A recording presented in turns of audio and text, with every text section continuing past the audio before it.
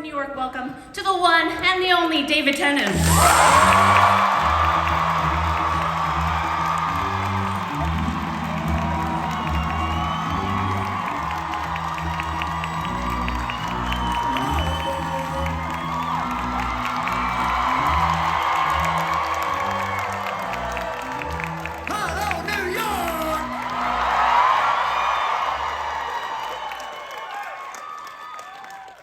Thank you very much. That's a lot of people. It's a lot of people. I can't really see this. Just sort of, yeah, hello everyone.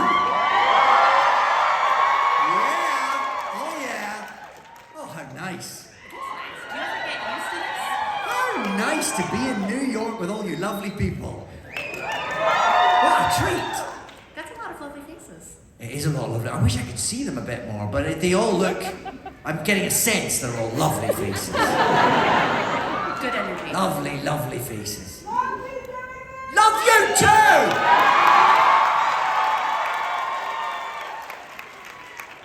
How has your time in New York been so far? I've only just got here. I got here quite late last night, and getting from the airport to Manhattan was about as long as the flight. That's how it is. But always lovely to be here. Love New York. Filmed here a couple of times. Always have a great time. Well, we're very lucky to have you. Oh my goodness, what a treat for me. Well, since we're started, we'll start with a very serious journalistic question, Oh, which good. is, out of the three following, what is your favorite iconic New York food? Pizza, bagels, or cheesecake? There was a real ripple of tension went through. I feel like I could get this really badly wrong. This is high stakes. Yeah. Are those... Let's just unpick this question. What?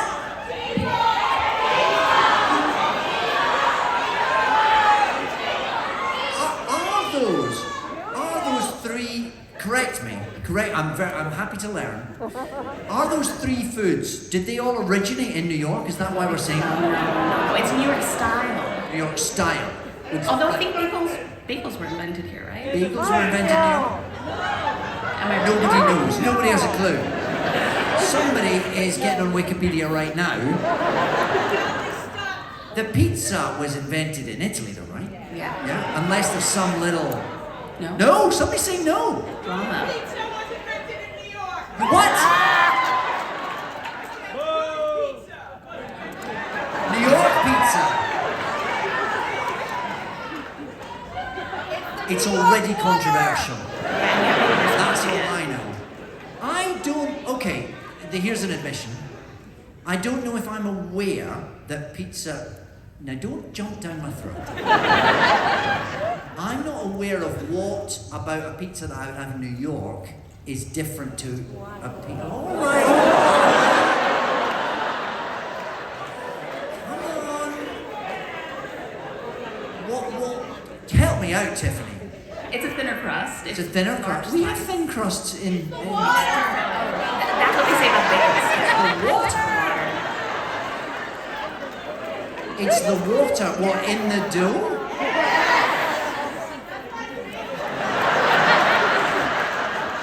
So that's the same for the bagels then, right? So the cheesecake, what's special about the cheesecake? Is it baked differently, or what's the deal? I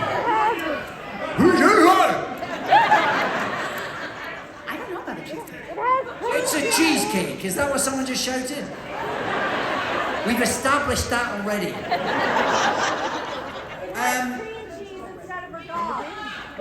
This is... you see what you've started? I've opened the can of worms. What's my favourite whiskey? I'm not aware that any whiskies originate in New York, do they? Is there a specific New York whiskey? It's quite hard to take the sort of specifics from this rabble. What am I gonna say for your... I'm gonna go bagel. I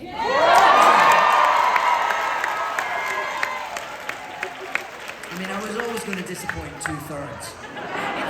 It's a good answer. What kind of bagel? Now you're talking. some kind of pastrami, cheesy. I'd like it. I like any kind of a sandwich. I like loaded up with stuff. I like lots of things. I like so it's really difficult to eat elegantly. I like pickles falling out your mouth. I like juices dribbling down your chin. I like there to be too much in it. That's what I like of any. So that will also go for my bagel selection. Overstuffed is what I would have. Yeah, that's how you know it's a good sandwich. Thank you. It's the first time I've ever been applauded for saying overstuffed. Thank you, New York. Thank you for your kind attention. Now to less serious questions. Okay. You're going to be in the Scottish play at Dunmore Warehouse. You can say Macbeth. Macbeth. I hold no truck with such superstitions. Oh. I mean, we haven't started rehearsals yet. Saying that. But no, I think we should say the word Macbeth. Macbeth, Macbeth, Macbeth. Fly in the face of supernatural superstitions. What's it like prepping for that? Well, I'm trying to learn it before I start. That's what I'm doing. So that has been my prep. So that's what I was doing this very morning before I came to see you all lovely people. I was learning a bit of Macbeth. So that's sort of my, I mean, you know, we're having conversations about costumes and, you know, the cast are all assembling and it's all very exciting. But until you're in the rehearsal room, it's all, you know, that's the exciting thing about rehearsal. That's when it starts to come together. But I just want to get, I don't want to have to be holding my script for too long. That's the sum total of my preparation, really. It's a play I've seen a lot. I studied it at school, and then it's performed quite often, and I've seen it a lot, and I've seen some great productions, I've seen some terrible.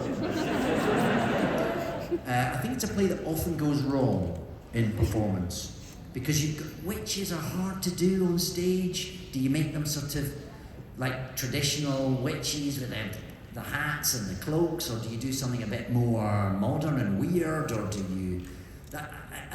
but whatever you do, putting something supernatural in a live environment is hard to get right. I think it can be very effective. But those sort of decisions often unbalance a production of that play, I think. So that's one of the things we're going to have to deal with. But right now it's fine. Right now it's all potential. We haven't started yet. It's the perfect production. Yeah, it is the perfect production. Right now it's getting 5-star reviews. It's going to be the best production of Macbeth there has ever been. And on day one of rehearsals, the compromises begin. And we'll all get tickets, right? Sure. We're all gonna fly. I feel like Macbeth has the best supporting characters in Shakespeare. Do you? Yeah. I do. If you could play anyone that wasn't Macbeth, who would you play?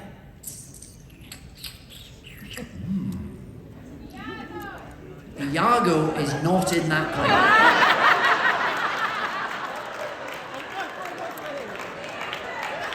The question was very specific. But I would also like to play Iago. That is a great part. That is a great part. Lady Macbeth. I mean, it's a great part, but you know, there are few enough women in Shakespeare. I think we don't need the blokes taking their parts. And also we've got Cush Jumbo, who is about as great a choice for that role as you could have. So I think I'll just stick with my own. That's enough to be going on with. I don't need to be doing other parts as well right now. It's a pretty big role. Yeah, it's big enough. Yeah, it's big enough. So in your previous Shakespeare, Much Ado About Nothing, you sang. You've also sung in another movie, Blackpool. Have you ever thought of doing a musical? The thing about doing a musical is the people who do it well are so good. You know, I have been very privileged over the years to see, like I saw Ben Platt in Evan Hansen, I saw Idina Menzel in Wicked, you know, and when you see, yeah, exactly, when you see someone like that who can really knock it out of the park, you sit there and you go, well, I mean, what's the point? What's the point? Unless you can reach those heights, I think I probably should leave that. I mean, I'd love to do a musical. I would love to, but I'd love to sort of be able to. I'd love to be able to open my mouth and make one of those noises that make go a bit funny, you know, that make your make your bum go a bit tingly, you know, those voices that come from sort of deep beneath the earth and pour forth and just kind of tingle and make you feel things just by the timbre of the voice.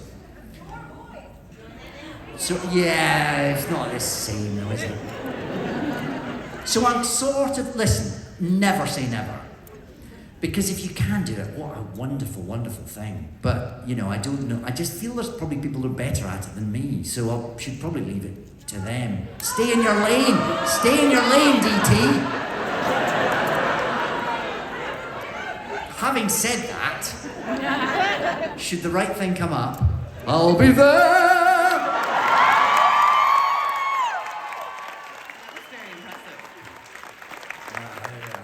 8 times a week though, it's tough. That's It's a tough lot. being a singing person. You have to protect the vocal cords. I know.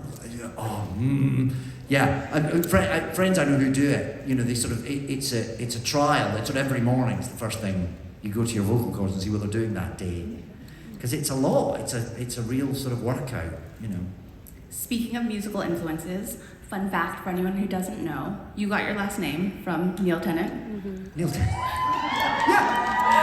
Neil Tennant from the Pet Shop Boys. I assume they were very influential to you at the time. I mean, I've always loved the Pet Shop Boys.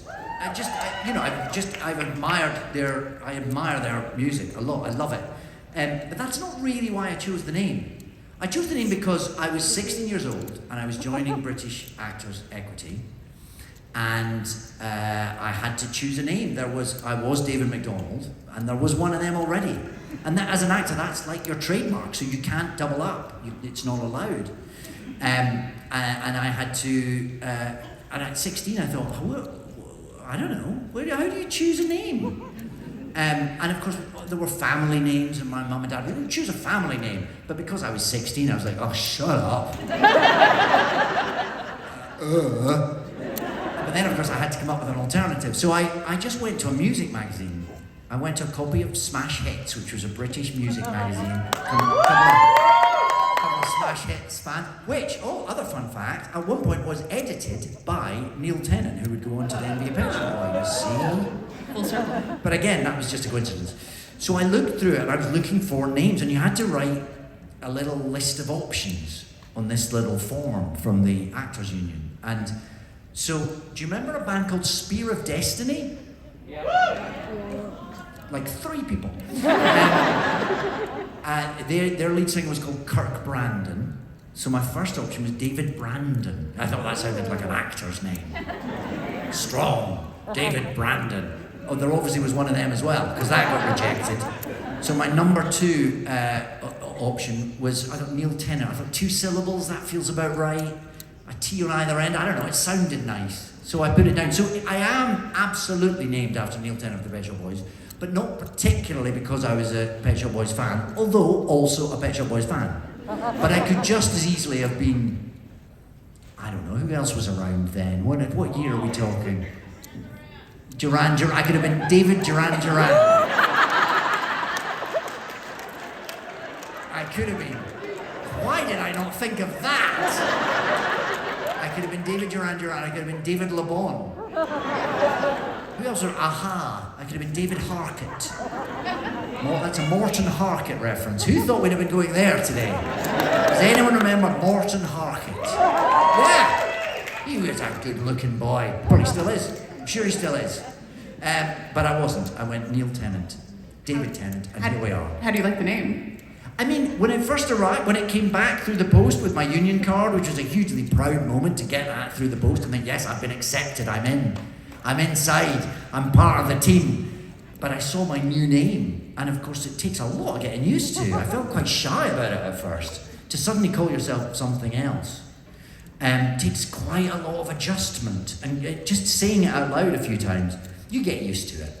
And now of course that's my real name. Oh. When did that happen? Well, here's a story. You ready? Later on, I came to do some work in America, and they said, oh, you can't have... The Screen Actors Guild, who were very supportive, were right behind me.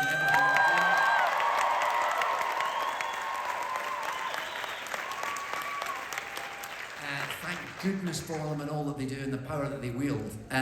but one of the powers they will is to go, well, you can't have that name either, because we've got a David Tennant. I can't be known as one thing on one side of the world, because shows I make there come over here. You can't. What? That was a slight.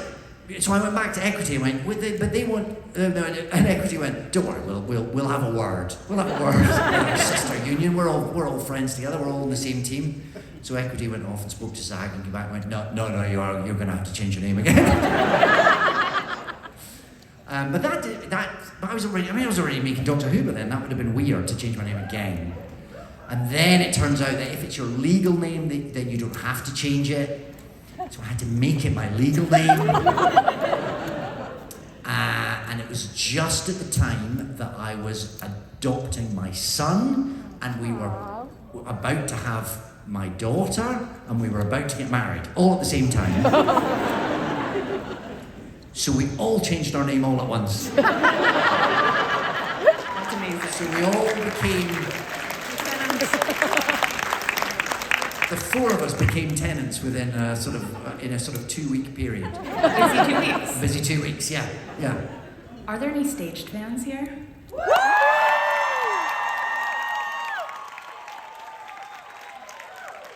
I'm a staged fan. You're a staged fan. I'm very pleased to hear you're a staged fan. So you started this web series with Michael Sheen.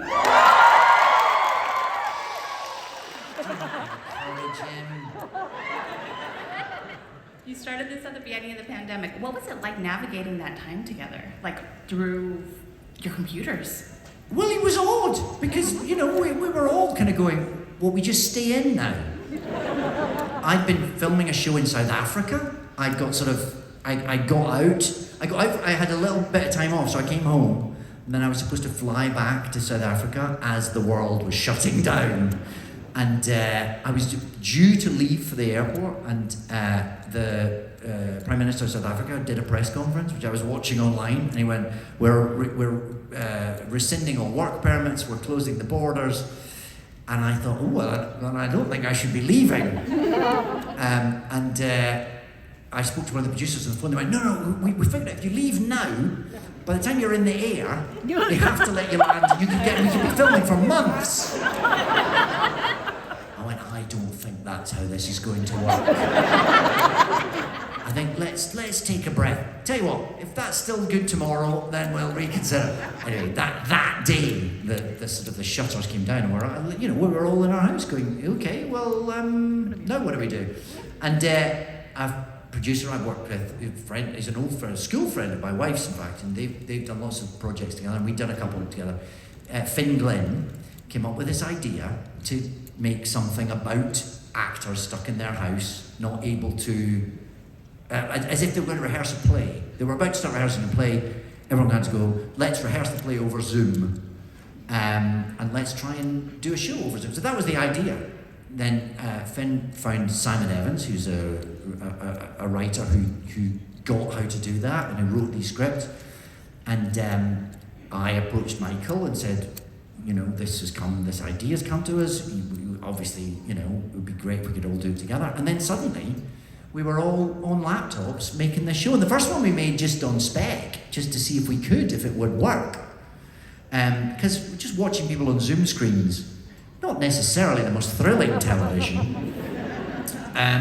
But we made one for ourselves and it sort of worked. And then the BBC saw it and thought, yeah, we've got nothing else going on. Give us 6 of them. So very quickly we managed to make this show in lockdown from our houses, and it was lovely for us. Kept us sane. We got to hang out with Michael and Anna on the computer for a chunk of each day, it was a break from the madness, really.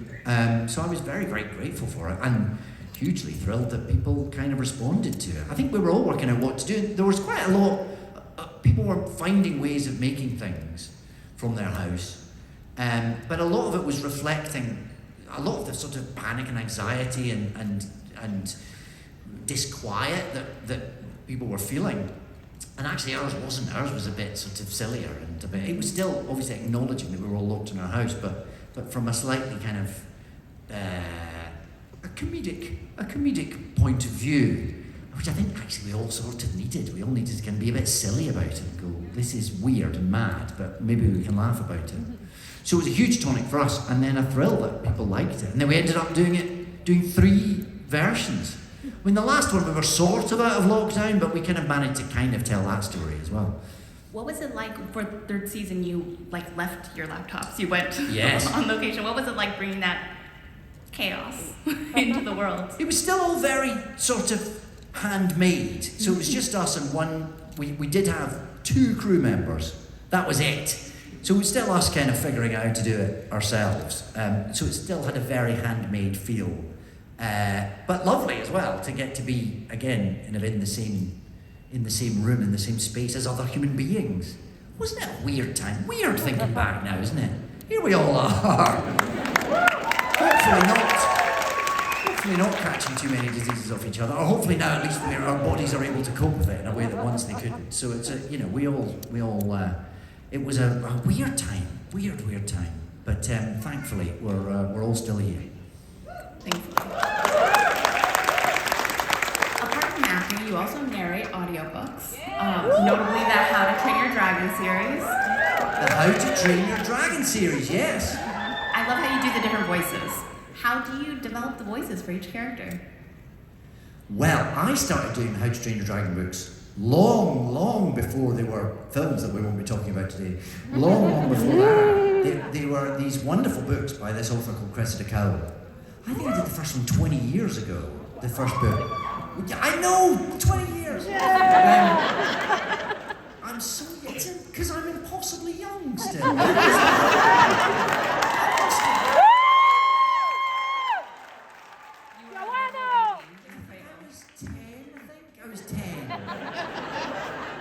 was 10 when I did the first one. And just last week we did the short story Missing Stories collection. So there's another one to come yet. And these books, they are these fantastic books, which actually bear, although they clearly inspired films that we're not going to talk about, they bear very little relation to them. They're sort of their own world. And there are a lot of characters in them. But the reason I think they got me is because Cressida Cowell used to go on holiday to a Scottish island. And that's where she got the inspiration. So the Vikings in the books were sort of Scottish people in her head. So that's why they found a Scottish person to do it. But then, of course, you have to come up with 25, 35, 40 different Scottish voices. And then the other tribes start arriving. So I kind of thought, well, they should probably be from other parts of the United Kingdom. So they would be, I think the meatheads were from Northern Ireland. I can't remember them all now, but some of them are from the West Country. And then some of them are Sarum from London. And you had to sort of keep finding, and then of course, once you've used up all your regional accents, but you get to book 10, and you think, I've got nowhere else to bring a new tribe of Vikings from. It's impossible. So it got tricky. And then because there were 12, 13 books, now 14 books over 20 odd years, then she would do that thing of a character that she'd had in book 2 for 3 lines. She'd suddenly give a really big part to in book 12. And you'd have to go, I have absolutely no idea. So luckily somebody from the publishers would go off and sort of find the sound file and send it through. You'd be like, I only did that voice because I thought this character's only got 2 lines. I can't do that for a whole day. Talk a lot! There was one of the dragons, I think, that sort of talked. Again, you run out of voices after a while. So there was one of the dragons that talked by sucking in air. No, you talk like that. It's fine for about 3 lines. And then that dragon comes back with a 1.5-page speech. And you have to find that by the end of the day, you need a week's holiday. Really hard work doing that. I don't recommend it. But yeah, they're great books. I recommend them to anyone of any age, but particularly if you're about eight or nine, I'd say. The How to Train Your Dragon books by Cressida Cowell, I heartily recommend them. And if you can't bother reading them, listen to the audiobooks. So doing something like an audiobook or radio play versus filming television versus being in the theater, they're all very different types of performance. Do you prepare differently? I don't know, really. Do you? I mean, the act of doing them is very different. So filming something is hugely different to rehearsing a play, which is again very different to, like with audio, you don't learn the lines, which is a huge part of this. I mean, that's often the biggest amount of prep, isn't it? Just the memorising, whatever it is. So that's different. I don't know, I guess I do love the variety. I mean, I feel very spoilt that I get to work in all different types of media, and that I'm always quite keen to keep that going. You know, I need to make sure I do a play every few years, and then when I'm doing that, I miss being on a film set. So yeah, it's one of the things I feel very fortunate about, that my job has that level of variety to it. So you can keep experiencing things in different ways. It's a real treat, yeah. Scrooge McDuck. Scrooge McDuck. We're not talking about.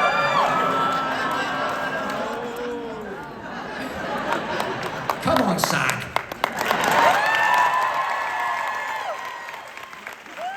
At this point in your career, what draws you to a role? Like, what do you see that makes you go, yes, this is what I want to spend the next, 6 months of my life doing? No, really. I mean, as an actor, you only have a certain amount of choice, really. You if you're lucky, you have a choice at all. I mean, really, you're just trying to join the jobs up and hope that people keep wanting you. And then but yes, if you have to choose between two things, I don't know. It's a sense, it's a feeling, it can be to do with, well, lots of things will influence it, because it's partly to do with something that you find creatively challenging. It's also to do sometimes with, I've been away from home a lot, I need to be around the kids for a while. That's part of it, so location increasingly becomes a consideration. So there's a variety of things, and hopefully you just kind of, something feels right and works and fits in, and you manage to keep going. And you have been keeping going. Well, so far, but you never trust it. You always feel you're only as good as your last thing, and it always feels like maybe it's me, maybe it's my Scottish Presbyterian sense of doom, and it always feels like it's drawing to a close at any moment. No, we can't. No. Come on, Sag. Where's it? So you studied acting, obviously. Yeah. How much did that prepare you for the actual day-to-day of your job? Like the making of the voices and the, going to set and dealing with actual camera people. Do you know, I loved going to drama school. I had the best time of my life. I went at 17, and I suppose I'd been sort of waiting all my life to go there. So it was like being released and meeting your people and going, this is what I want. All day I just get to muck around and pretend to be other people, and it was fantastic. But yes, there's a lot of stuff they don't teach you that they really should, because actors, it's the practical side of it that actors aren't always the most practical people.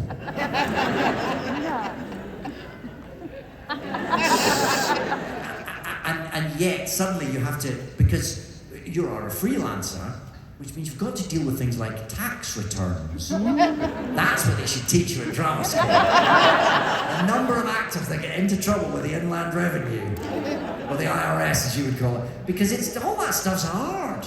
And that's the sort of stuff they should teach you. The sort of stuff about how to kind of cope with losing your anonymity, which is something that can be a byproduct of your job, and it's not necessarily something you chase, although some people do. It's not necessarily something you want, but if you do well at your as an actor, you can become familiar to people, and that can be there should be classes in that. How to sort of define yourself when you are, because it can be a wonderful thing, it can be a hugely privileged thing. It's so wonderful to be here, and this is what a treat for me.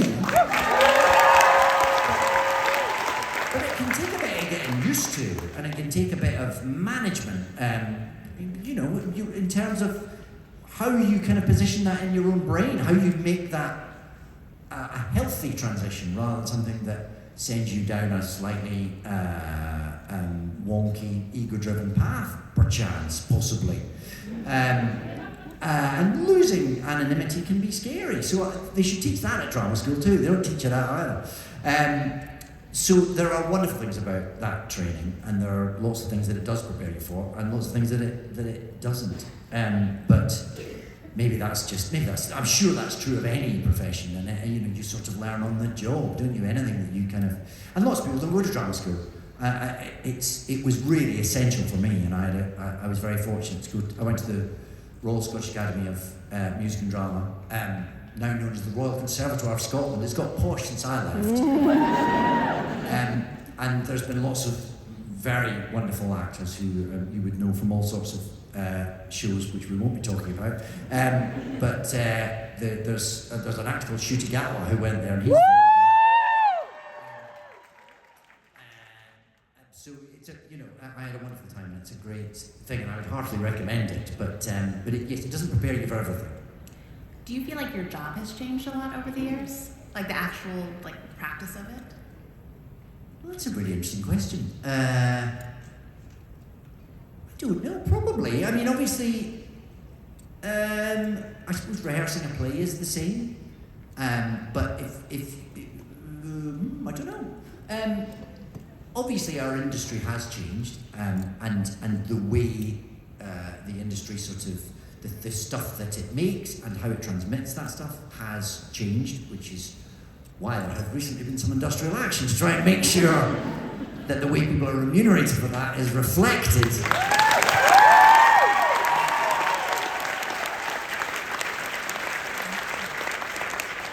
And that the contracts catch up with where the industry is. So yes, a lot of it's changing and keeps changing, and that's always been true, I suppose. The sort of the job of it is the same. It's all the stuff around it that is ever changing, and where a piece of work ends up and how it's received and how it's transmitted. That's all the stuff that changes, and that's all part of it. But I suppose the kind of going to work and doing the job is sort of always the same, really. That's interesting. And speaking of doing the actual job, and we talked a little about preparation earlier, when you prep for a role like Macbeth, do you watch a lot of old performances, or do you kind of avoid that stuff? Do you, watch comedy instead? It's funny because when you do something like Macbeth, obviously some people have gone before you. There's quite a lot of versions out there, and it can be tempting to sort of tune into them, because also there are ones that you remember that have influenced you that like I remember at drama school we sat and watched there's a fantastic Royal Shakespeare Company production of Macbeth done in a tiny space with Ian McKellen as Macbeth and Judi Dench as Lady Macbeth. Bob Peck was Macduff, John Woodvine was Banquo. I mean, these are all sorts of titans. And I remember seeing that at drama school and going, that's the best production of that play I'll ever see. And then you come to sort of be on the other side of it and thinking, I might just look back and see what I can steal from Ian McKellen. And I did. I just was one day I started going from version of one speech by Ian McKellen to Patrick Stewart to actors I'd never even heard of. We now have access to these things in a way that we didn't when McKellen was doing it, presumably. And I went down a bit of a wormhole, which is fascinating and completely useless in terms of going into rehearsals, because you just see 14 different versions that are all brilliant and are all so specific to that actor. Kenneth Branagh was on there. You just think, after sort of the 10th one, I thought these are all great, but none of them can be like how I do it, really. Because it becomes about, the reason you're doing it is because hopefully you've got a version of Macbeth that's specific to you and specific to the moment we're all in.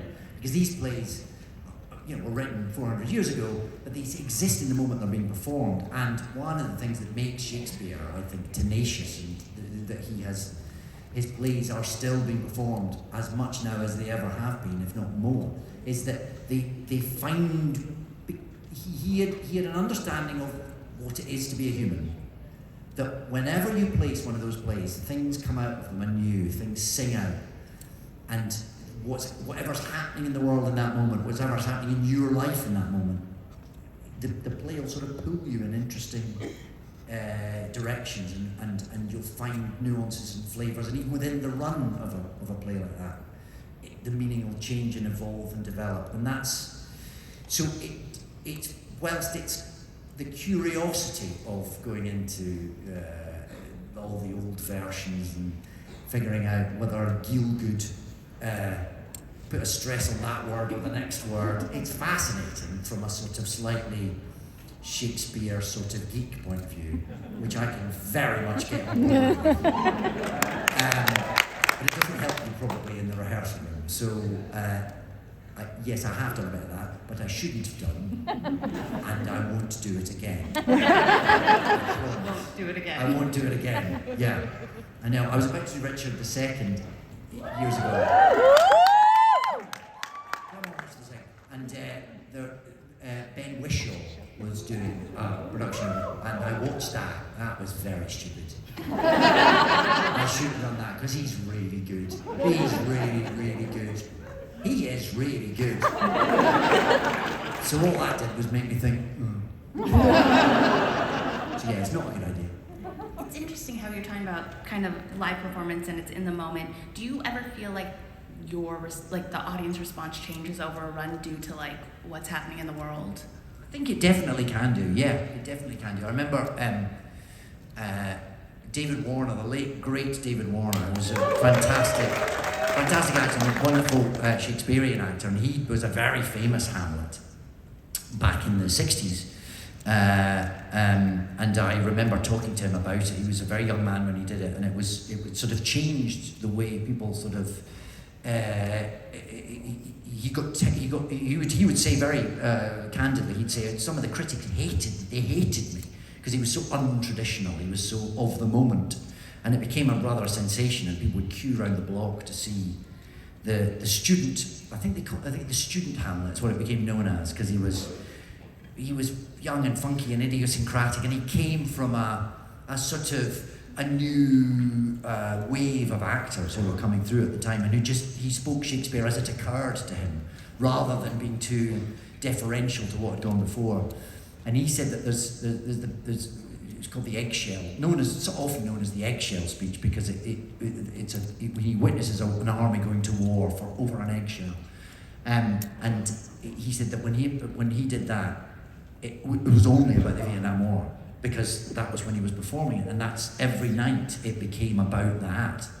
And of course, when I came to do that, that was a distant memory. So that scene meant something completely different, and it happens all the time. And you know, events are part of our everyday world, and whatever's happening in our life, we will inevitably take to a piece of art and see it reflected in it. I think that's inevitable, and actually that's what it's for. That's why that's what good art does. It helps us to see ourselves and to see our place in humanity in different ways. So I think that's exciting, actually.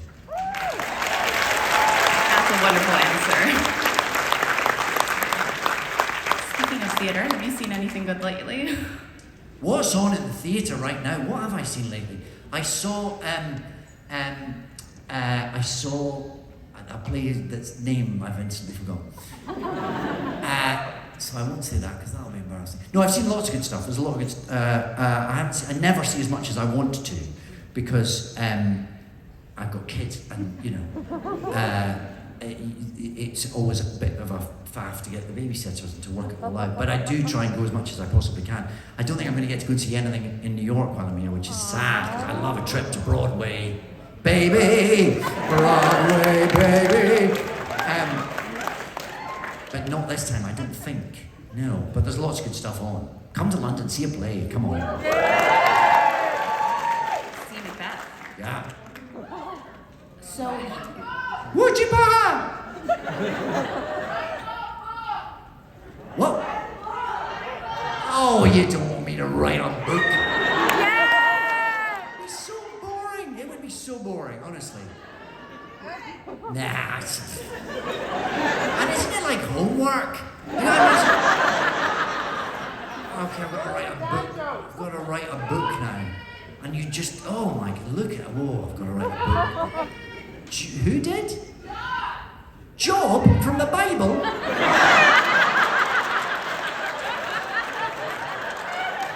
He didn't write that book, he's just in it. I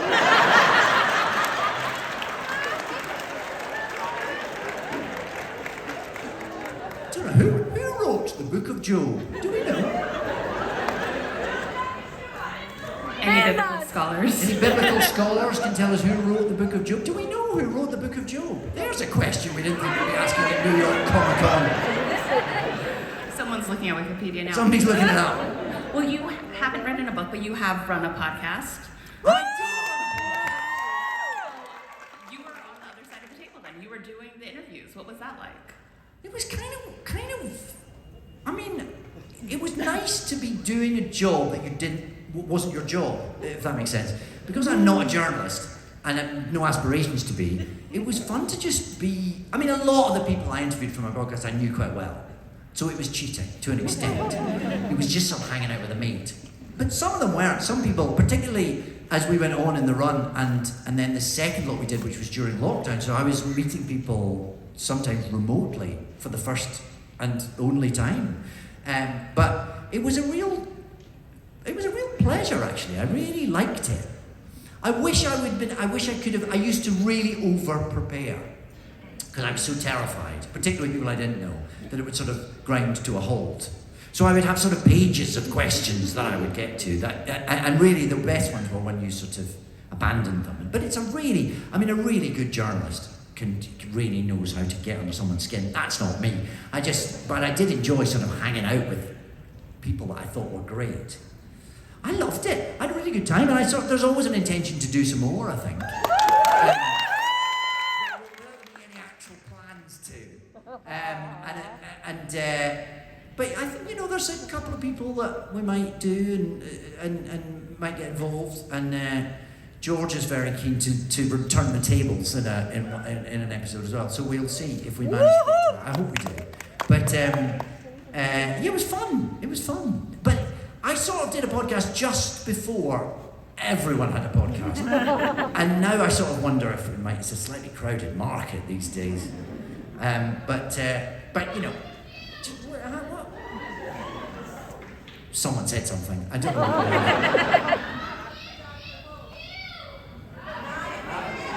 Oh, thank you.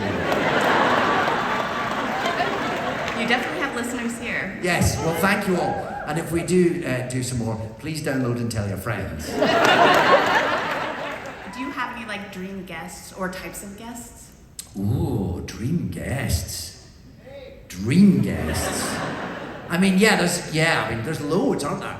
I mean, it would be nice. I don't know, dream guests. Who would be a dream guest? I mean, I've had a lot of my dream guests. I've been very lucky. A lot of people said yes. A lot of people that I thought, they're not going to be interested in this. But a lot of people said yes. Judi Dench said yes. Woo! That's impressive. I mean, that was Whoopi Goldberg said yes. Stacey Abrams said yes. So yeah, it would be, well, I wouldn't want to give away anyone. But yeah, who knows? Who knows? We'll see. There's lots of lovely people that one could do. Speaking of totally random dream choices, if you could have any pet, real life animal or a fantasy animal, dragons are included. Wow. What would you have? There's a big scope to that question. So, as soon as you mentioned dragons, it opened out into a whole other thing, didn't it? Anything. I have 2 dogs. Yeah. I was not a dog. They were very much forced upon me. But I'm very happy with my 2 dogs. They are very sweet. I mean, they're noisy. They're noisy. One of them's getting on a bit now. Poor Myrtle's getting on a bit now, and I don't think she sees as well as she might. I know.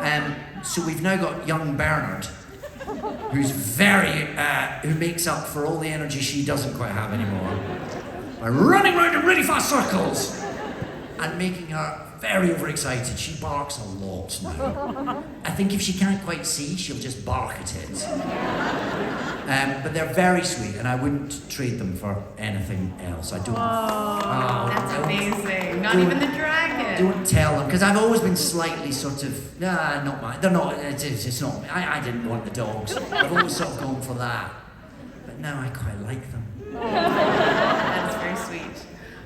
Speaking of other wild choices, if you could choose post Macbeth, if you could choose any genre to be in for your next project. Musical! A musical, obviously a musical. It would be a musical? What would it be? If I could sing, like people who can really sing, if I could sing like Idina Menzel, I would do nothing but musicals. You could do a patter song. I could do a what? A patter song. You mean Like the really fast song. like My Fair Lady or something? That's Yeah. Well, Rex Harrison couldn't sing. Rex That's Harrison, why they wrote the songs that way. Are they written specifically for someone who can't sing? Well, they were written, yeah, because Rex Harrison was like terrified and he had stage fright. He almost didn't go on stage. Why can't a woman be more like a man? It's all that, isn't it? Yes. Did he have stage fright? He did. He like threw up or something on opening night. Did he? I can totally understand that. But then the thing is, if you're in a musical, you want to be belting it out, don't you? Yeah. You don't want to be the one in the back going, or there's someone down the front going, you want to be that person, don't you? Yeah. You want to be flying on the. You do, road. defying gravity. Yeah. I want to be doing that. I don't really know what. I just sort of. I never really. I like doing something that isn't like the last thing I've done. The TV show I did before Macbeth couldn't be less like Macbeth. So that's and then the thing I'm doing, the thing I'm doing after that again very very different. So I don't really genre's quite. It's so script dependent. Because you can say, I really want to do a comedy, and then a very unfunny script appears. Then you don't want to be doing a comedy. Or I want to be in a horror film, and a very unscary horror film appears. You just want to be in the best example of the form, don't you? You want to be, and really, whatever the genre is, if it's a really good, juicy version of it, then that's where you want to be. You want to be sort of doing the good stuff. And so then if you are lucky enough to have a choice between two things, you choose the better one, sort of irrespective of what that is, as long as it suits you, as long as you don't have to belt out some song you can't belt out, then that's fine. So I don't know that I would ever have an answer to that. It sort of would depend on what showed up and what felt like an exciting, thrilling thing to be doing next. That's really interesting. No. Come on, Sag. For our last question, Yeah. Before we go, is there any advice, personal or professional, that you'd like to share with our audience today? Wow. On your lines. I mean, why would you look to me for advice? I don't know what I've got to tell. You've had wonderful answers today. This has been lovely. Has it? I mean, what advice do I have? I got given a pair of shoes at Christmas. I'm not very. I have, for my entire life, my shoelaces have been untied. I don't know what it is. I can tie them, and I'll do it now. I just want you to think I can do it.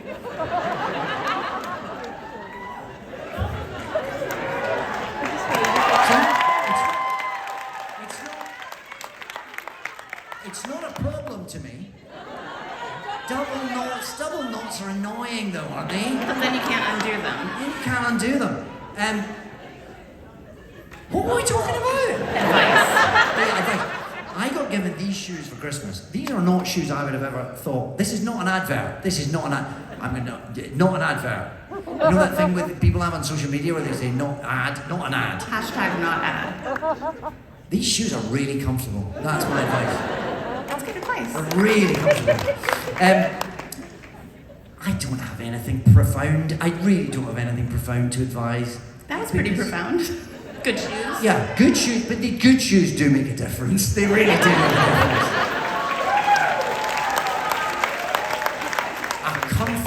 shoe. That, ladies and gentlemen of New York. If I can leave you with one thing, strive for a comfortable shoe.